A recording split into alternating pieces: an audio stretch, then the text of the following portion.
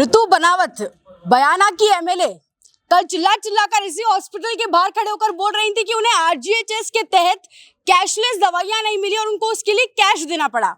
तो हम फिर इस हॉस्पिटल में आए और लगभग 2 घंटे हमने जांच पड़ताल की और हमने पाया जो जमीनी हकीकत थी वो पूरी तरह से अलग थी, वो थी ही नहीं। हमने अंदर पाया कि ऋतु बनावत जो बयाना की एमएलए है, निर्दलीय एमएलए है, माननीय है। आप सोचिए आरजीएचएस में तमाम चीजें सामने आती है कि जो आम व्यक्ति आम जनता उनको तो नहीं मिल रहा है इलाज, हमारे माननीय विधायकों को भी इलाज नहीं मिल रहा है। फिर हम यहाँ आए, हमने जमीनी हकीकत जानने की कोशिश की तो हमें पता चला कि मैडम जी तो यहाँ पर आती रहती है और सिर्फ एक जने ने नहीं, लगभग 4 जने ने बहुत विश्वास के साथ और बहुत मजबूती के साथ इस बात को मैं बोल रही हूँ कि लगभग 4 जनों ने इस बात को स्वीकारा कि निर्दलीय विधायक ऋतु बनावत जो बयाना से एमएलए है, जीती अच्छे खासे वोटों से, वो यहाँ पर आती जाती रहती है और जो दावा वो की है कि उनको कैश देकर दवाई देना पड़ा। तो अभी तो डॉक्टर साहब हमसे अंदर बोल रहे थे कि यहाँ पर तो कैशलेस इलाज चल रहा है, मैडम जी अभी ऑपरेशन भी हुए हैं। फिर हमने पूछा अच्छा आप दवाई तो पैसे लेकर देते हैं, कल विधायक जी तो विधायक महोदय तो दावा कर रही थी कि उन्होंने पैसा दिया दवाई के लिए, उनकी बेटी की भी दवाई थी उसके लिए भी उन्होंने आपको पैसा दिया। तो बोले नहीं ऑपरेशन हो रहा है तो फिर हम दवाई के लिए क्यों पैसा लेंगे। मैडम जी कल यहाँ पर बाहर खड़े होकर वीडियो बनाई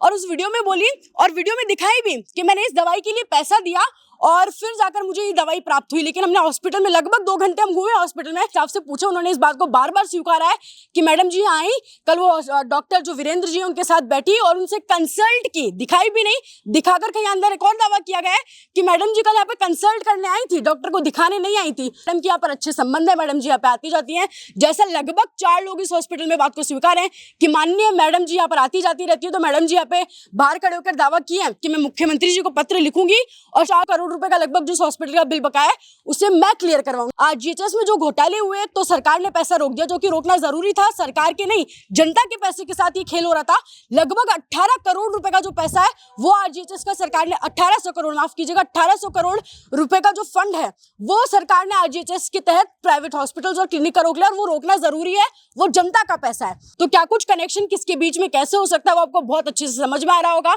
आप इस पूरे मामले पर क्या कहेंगे कमेंट सेक्शन में आपकी राय जरूर बताएं और ऐसे जुड़े राजस्थान के साथ। नमस्कार।